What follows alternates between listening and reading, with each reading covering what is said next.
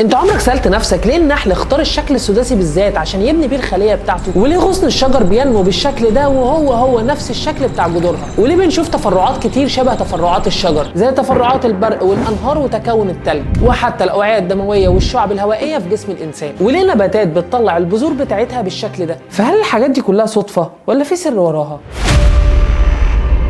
السلام عليكم ورحمة الله وبركاته، أهلا وسهلا بيكم في حلقة جديدة من برنامج الباشمهندس. تعالى نتخيل إن أنت مطلوب منك تصمم شجرة من البداية خالص. أهم حاجة لازم تراعيها وأنت بتصمم الشجرة دي إنك تعرض أكبر مساحة ممكنة منها للشمس، وفي نفس الوقت علشان تمتص أكبر قدر ممكن من ثاني أكسيد الكربون. وهنا أنت ممكن تفكر في حلول كتير جدا تصمم بيها الشجرة دي. ممكن تقول إن أنا هخلي الشجرة دي طويلة جدا، ممكن نقول إن أنا هخلي الورق بتاعها كبير جدا عشان يقدر يمتص أكبر قدر من أشعة الشمس وثاني أكسيد الكربون، ممكن تقول إن أنا هخلي الشجرة تبقى كبيره جدا لحد ما تكون مثلا في حجم مدينه كامله. بس كل الحلول اللي انت قلتها دي مش احسن حاجه، لان هي محتاجه طاقه مهوله عشان تعمل كده. اذا كان هي بتدور على الشمس وثاني اكسيد الكربون عشان تعمل طاقه، تقوم انت واخد منها طاقه. وهنا بقى يجي الحل السحري، وده اللي علماء الرياضيات بيسموه الفراكتلز. الفراكتلز هي عباره عن اشكال بتتكرر لما لا نهايه، ومش بيفرق معاها انت شايفها منين، من قريب من بعيد دايما هتشوف نفس الحاجه بتتكرر للابد. بس اشمعنى الشكل ده اللي اختارته الشجره عشان تنمو بيها؟ ميزه الفراكتلز ان هي بتاخد اكبر مساحه ممكنه في حته صغيره جدا، فتلاقي ان الشجر بيعمل حاجه شبه كده عن طريق انه ينمو بحيث انه يخلي كل مستوى نسخه مصغره من المستوى اللي قبله، وده اللي بيخلي الشجره تعمل مساحه كبيره جدا في اصغر حجم ممكن. ودي طريقه قويه جدا بتخلي الشجره تمتص اكبر قدر ممكن من اشعه الشمس وثاني اكسيد الكربون من غير ما تستهلك طاقه كبيره في ان هي تنمو. وعلشان التكرار فن، فهتلاقي ان الجذور بتاعتها بتنمو بنفس الطريقه علشان توصل لاكبر مساحه ممكنه من الارض، وبكده هتقدر تمتص اكبر قدر ممكن من الميه والعناصر الغذائيه من التربه. ده شيء مدهش جدا اني اقدر استخدم الهندسه في اني اطلع باكبر استفاده ممكنه باقل تكلفه ممكنه. نفس الفكره بالظبط بتستعملها الرئتين. جسم الانسان البالغ بيحتاج 15 لتر من الاكسجين كل ساعه، وعشان الرئتين تقدر تمتص القدر ده من الاكسجين محتاجين نحطها في مساحه قد ملعب تنس كامل. بس بنفس فكره الفراكتلز المساحه دي كلها موجوده جوه صدرك. وعلى فكره الرئتين مش هم الحاجه الوحيده اللي بتستعمل فكره الفراكتلز. لك ان تتخيل ان جسم الانسان فيه حوالي 100,000 كيلو من الاوعيه الدمويه اللي بتوصل الاكسجين والغذاء لكل خليه في جسمك. الطول المهول ده محطوط جوه حجم صغير اللي هو جسمك بسبب فكره الفراكتلز. كمان البرق بيستخدم الفراكتلز علشان يوزع الطاقه بتاعته بدل ما تنزل كلها في حته واحده. ولو بصيت على حاجات كتير حواليك في الطبيعه هتلاقيها متشابهه في نفس الحاجه، انه كل ما بتكبر او بتصغر بتشوف نفس النمط بيتكرر ويتكرر على مقاييس وابعاد مختلفه. تحس ان الفراكتلز هو بعد موجود ما بين الابعاد، كل ما هتوصل لبعد صغير الفراكتلز هتخليك توصل لبعد اصغر. تقريبا نفس الفكره بيستعملها النحل في بناء الخليه بتاعته. النحل زيه زي اي كائن حي محتاج مكان يعيش فيه ويخزن فيه الاكل بتاعه. بياخد الرحيق من الازهار ويخزنه في مخازن من الشمع، وبعدين بقى الرحيق ده يبقى يحوله لعسل. المشكله بقى ان النحل بيتعب جدا على ما ينتج الشمع، لدرجه انه بيستهلك 8 كيلو من العسل علشان يطلع كيلو واحد من الشمع. وبالتالي هو محتاج يصمم المخازن بتاعته باقل كميه شمع ممكنه وباعلى مساحه مستغله، بحيث ان كل نحله تقدر تدخل المخزن وتفرز العسل بتاعها. لو انت بصيت على الاشكال المنتظمه فهتلاقي ان اكتر شكل المحيط بتاعه هيبقى صغير نسبيا وبالتالي هيستهلك شمع قليل هو الدايره. بس المشكله بقى ان لو خليه النحل بقت عباره عن دوائر فهتلاقي ان في مساحات كتير جدا فاضيه وغير مستخدمه ما بين الدوائر وبعضها. واحد يقول لي طب ما نخليها على شكل مثلثات او مربعات، اهي دي بقى مش هتخلي فيه مساحات فاضيه ما بين الخلايا وبعضها. لو قارنا المساحات بتاعتهم بالشكل السداسي فهتكتشف ان الشكل السداسي بيديك اكبر مساحه للخليه، وفي نفس الوقت مش هيخلي فيه فراغات ما بين الخلايا وبعضها. الغريب بقى ان الموضوع ده موجود في النحل بشكل غريزي، وكأنهم كلهم مولودين زي المنقله بيعرفوا يحسبوا الزوايا بتاعت الشكل السداسي المنتظم، وبيشتغلوا كلهم مع بعض علشان يعملوا خليه بمنتهى الدقه تخليك تحس ان كأن واحد بس هو اللي عملها. ومن ضمن الامثله برضو ازاي زهره عباد الشمس بتستخدم الزاويه الذهبيه في نمو البذور بتاعتها، وده اللي احنا شرحناه في حلقه النسبه الذهبيه. احنا جزء من كون رائع ومحاطين بمجموعه من العباقره، كل كائن موجود حوالينا بيستخدم احسن طريقه تخليه يطلع باكبر قدر من الاستفاده باقل تكلفه ممكنه. وهنا كان الانسان لازم يقف وقفه مع الطبيعه، لانه مش هيلاقي نظام احسن من كده عشان يتعلم منه ازاي يطور حياته. ومن هنا ظهر علم جديد اسمه البايوميميكري او علم محاكاه الطبيعه. في سنه 1960 وتحديدا في اليابان كان في قطر سريع اسمه قطر الطلقه او قطر الرصاص، واتسمى بالاسم ده لانه كان قطر سريع جدا بتوصل سرعته ل 270 كيلو متر في الساعه. القطر ده لما كان بيخرج من النفق وبسبب الفرق الكبير ما بين وبعدين كثافه الهواء بره وجوه النفق كان بيطلع صوت عالي جدا. وعلشان كده مهندسين السكه الحديد قالوا احنا لازم نشوف طريقه نسكت بيها القطر ده. لحسن الحظ ان كان في مهندس منهم مهتم جدا بدراسه الطيور، ولاحظ ان الطائر اللي بيسموه ملك الصيادين او الكينج فيشر وهو نازل بيصطاد بيتحرك بسرعه كبيره جدا من الهواء للميه، وهما الاثنين كثافتهم مختلفه عن بعض، وبيتحرك ما بينهم بسرعه من غير ما يعمل صوت البوم اللي احنا بنسمعه من القطر. المهندس بقى لاحظ ان ده بيحصل بسبب ان الطائر وهو نازل بينزل بمنقاره اللي هو مساحه صغيره جدا، وبعدين المساحه دي تفضل تكبر طول ما هو نازل. وبنفس الفكره دي غيروا شكل القطر وبالتالي ما بقاش فيه صوت. ومش كده وبس، ده كمان قدروا يسرعوا بنسبه 10% ويقللوا استهلاكه من الطاقه بنسبه 15%. وفي بقى امثله كتير جدا على شركات قامت على افكار مستوحاه من الطبيعه. ده كمان مش افكار شركات بس، ده كل الحاجات اللي احنا عايشين كويس بسببها مستوحاه من الطبيعه. احنا عرفنا الطيران من الطيور، عرفنا الكهرباء من البرق، عرفنا امتصاص الطاقه الشمسيه من ورق الشجر. الذكاء الاصطناعي اللي احنا بنستخدمه كل شويه ده هو اكبر تطبيق على علم البايوميمكري. ما هو الذكاء الاصطناعي ما هو الا محاكاه للذكاء الطبيعي اللي بيحصل في جسم الانسان. ومش بس الطبيعه فهمتنا ازاي نطور من نفسنا، لا دي كمان فهمتنا ان احنا ازاي كبشر نقدر نتعامل مع بعض. انت عارف النمل بيعمل ايه لما بيغرق؟ بيفضلوا يمسكوا في بعض لحد ما يكونوا طبقه تطفو على الميه، وتيجي مجموعه تانية يمسكوا في بعض ويعملوا طبقه فوقيها وطبقه فوقيها وهكذا لحد ما يبقوا وحده واحده غير قابله للغرق، ويفضلوا ماسكين في بعض بالمنظر ده لحد ما يوصلوا لاقرب ارض صلبه. النمل هنا مش بيفهمك الميكانيزم بتاع الطفو على الميه، هو بيديك درس وبيعلمك ازاي الانسان ممكن يعيش في وسط مجتمع، مش اللي هو اول ما تحصل كارثه نفضل نزق ونغرق في بعض، لكن لو قدرنا نتعاون ونتعامل كوحده واحده ده ممكن ينجي المجتمع كله من الازمه. اللي انا عايز اقوله في النهايه ان احنا جزء من كون مدهش وعبقري، ان مفيش قانون في الفيزياء او في الطبيعه او جين او حتى طريقه تواصل بين الكائنات دي وبعضها علشان تخليهم كلهم يتوصلوا لنفس النتيجه، ودي نفس الطريقه اللي خلتهم ينمو باحسن شكل واعلى كفاءه واقل تكلفه ممكنه. وان الاكيد ان كل ده مش صدفه، ان الكائنات دي قدرت تعيش لملايين السنين بنفس النظام اللي اتخلق لهم من قبل حتى ما يكونوا موجودين. وطبعا بقى انا مش محتاج اقول لك انك عشان تفضل فاهم كل حاجه لازم تعمل حاجتين: تدوس على اللايك وتشترك في القناه. ولحد ما اشوفك تاني خليك دايما فاكر ان انت فاهمان.